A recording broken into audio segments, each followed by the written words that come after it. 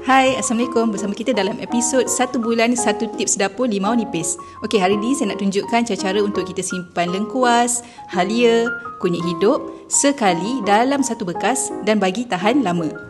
Okey, mula-mula kita ambil satu tisu.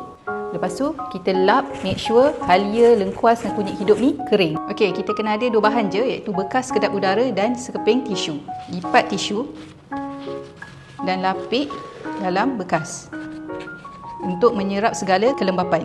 Sekarang masukkan je halia, lengkuas dan kunyit hidup dan kita tutup je. Dan kita simpan dalam peti sejuk. Sekarang saya akan buat eksperimen, kita tengok berapa lama dia bertahan dalam peti sejuk. Selepas 2 minggu. Okey, sekarang ni saya nak tengok lepas dah 2 minggu saya simpan dalam peti sejuk. Kunyit, lengkuas dengan halia masih elok walaupun dah 2 minggu. Kau perasan dia berair tau. So kalau setiap seminggu saya sarankan lap air dekat penutup ni bagi dia kering. Dan kita boleh sambung simpan lagi. Selepas 4 minggu. Okey, jom kita tengok lepas 4 minggu elok lagi ke tak. Kita dah boleh nampak kulat kan. Lengkuas ni dah start berkulat.